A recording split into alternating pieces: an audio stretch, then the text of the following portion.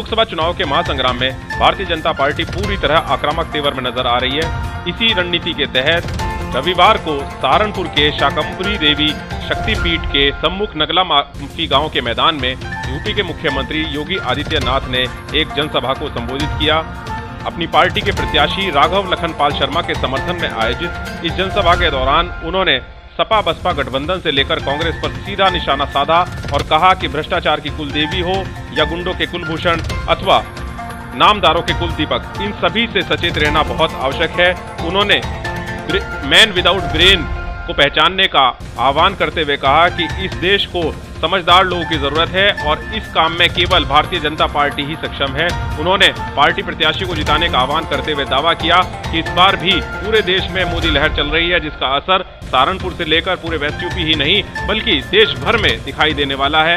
उन्होंने सभा में उमड़े जन सैलाब को अपने लिए बड़ा आशीर्वाद बताते हुए कहा कि मां शाकंभरी देवी के सिद्धपीठ से वे खाली हाथ नहीं लौटने वाले और ये भीड़ देखकर उन्हें यकीन हो चला है कि आने वाला दौर एक बार फिर भाजपा के नाम ही होने जा रहा है। भीड़ को देखकर न केवल मुख्यमंत्री योगी आदित्यनाथ बल्कि उनके साथ सभा में पहुंचे यूपी के गन्ना मंत्री सुरेश राणा से लेकर खुद पार्टी प्रत्याशी राघव लखनपाल और देवबंद के विधायक कुंवर ब्रजेश समेत सभी पार्टी नेता गदगद नजर आए।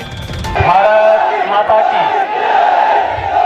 भाइयों बहनों, ये मां शाकंभरी का पुण्य क्षेत्र है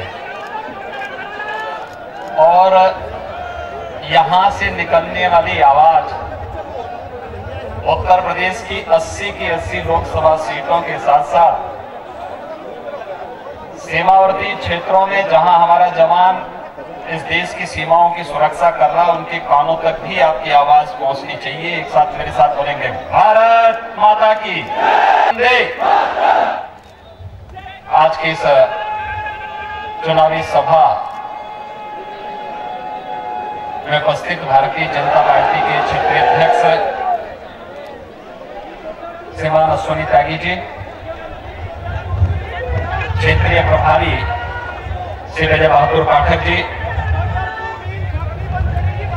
प्रदेश सरकार में माननीय मंत्रीगण श्री सुरेश राणा जी, श्री धर्म सिंह सैनी जी, प्रदेश उपाध्यक्ष श्री जसवंत सैनी जी, श्री मोहित बेनीवाल जी, सहारनपुर के आप सभी कार्यकर्ता भाइयों बहनों का हृदय से अभिनंदन करता हूं कि आपने मुझे सौभाग्य दिया कि मैं मां शाकंभरी का दर्शन कर सकूं। विगत 4.5 वर्ष के दौरान मोदी जी के नेतृत्व में और 2 वर्ष के दौरान प्रदेश की भारतीय जनता पार्टी की हमारी सरकार ने जो कार्य किए, उन कार्यों को आप सबके सामने रखते हुए, उन भावी योजनाओं के बारे में भी आप सबको आगाह करते हुए कि आज जब लोकसभा चुनाव के लिए हम सब एक बार पुनः आपके पास आए हैं, तो किन परिस्थितियों में देश आज 17वीं लोकसभा के चुनाव का सामना कर रहा है, मुझे लगता है हर भारतवासी को और हर राष्ट्रभक्त नागरिक को इसके बारे में जानकारी रखना आवश्यक है। एक और विकास की अब इन महत्वाकांक्षी योजनाओं को आगे बढ़ाने के संकल्प के साथ भारतीय जनता पार्टी की सरकार प्रदेश के अंदर आदरणीय प्रधानमंत्री मोदी जी के मार्गदर्शन, उनकी प्रेरणा से तेजी के साथ आगे बढ़ रही है। दूसरी ओर लोक कल्याणकारी वो योजनाएं, मुझे याद है जब हम लोग प्रदेश में आए थे, हमारी सरकार बनी थी, किसानों में व्यापक नाराजगी थी, किसान कर्ज के तले दबा हुआ था, किसानों की कोई सुनवाई नहीं होती थी, न्यूनतम समर्थन मूल्य अपने आप में किसानों के लिए एक सपना बन चुका था। लेकिन हमारी सरकार आई, हम लोगों ने लगभग 75,000 किसानों के कर्ज माफी के कार्यक्रम को अकेले आपके जनपद के 75,000 से भी किसानों का कर्ज माफ हुआ। और कर्ज माफी के बाद जो कार्रवाई हम लोगों ने प्रारंभ की, उस कार्रवाई को आगे बढ़ाते हुए भाइयों बहनों, प्रोक्योरमेंट की पॉलिसी, किसानों को न्यूनतम समर्थन मूल्य से अधिक दाम अगर किसी ने दिया तो हमारी सरकार ने प्रदेश के अंदर दिया। कनेक्शन नहीं देते थे, हमने कहा कि हम लोगों के आने के बाद सपा बसपा का नाम ही डार्क है, अंधेरे में रहने के आदि हैं, बिजली ये लोग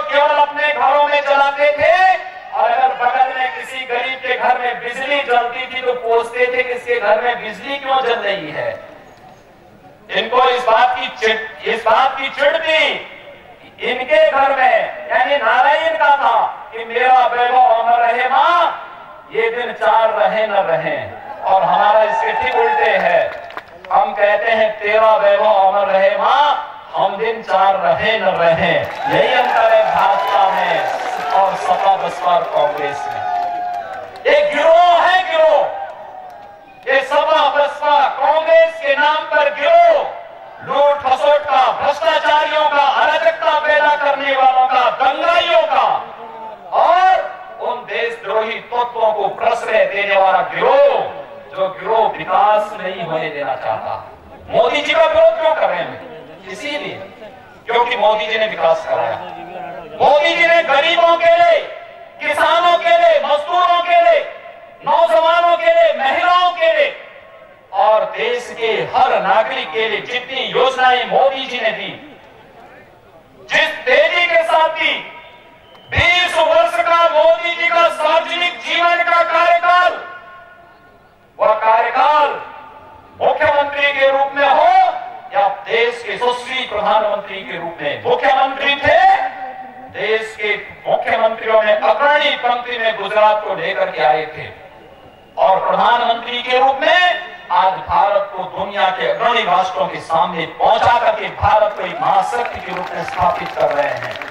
20 वर्ष के इस कार्यकाल में मोदी जी पर कोई विरोधी भी उन पर किसी प्रकार का आरोप नहीं लगा सकता।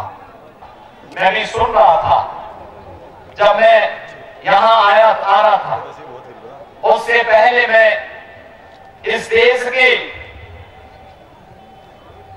कुछ नामदारों के कुल दीपक की एक बात को सुन रहा था।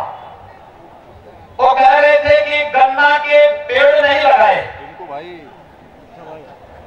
मैं एक दिन संसद में भी उनका भाषण सुन रहा था और भाषण करते करते उन्होंने कहा कि हमारी सरकार आएगी तो 1.5 फीट का आलू उगवा देगी। आप अनुमान कर सकते हैं, इन नामदारों के कुलदीपक को पूछना चाहिए कि आलू पेड़ के ऊपर लटकते नहीं है। उनको लगता है आलू पेड़ के ऊपर लटकते हैं, जैसे आम का फल आता है वैसे उनको लगता है आलू का भी फल आता होगा। और इसीलिए जब गन्ना किसानों की बात कर रहे थे, वे जब अमेठी में गए तो अमेठी के लोगों ने कहा कि साहब, जब कांग्रेस की सरकार थी उनसे कहा कि भैया बहुत सारी जगह चीनी मिले हैं, अगर अमेठी में भी चीनी मिल एक लग जाती, लोगों को सस्ते में यहां पर चीनी मिल जाती। उन्होंने कहा मिल लगाने की आवश्यकता क्या है, हम चीनी के पेड़ लगा देंगे और चीनी के पेड़ लगा करके तुम्हें खूब चीनी मिल जाएगी खाने के लिए।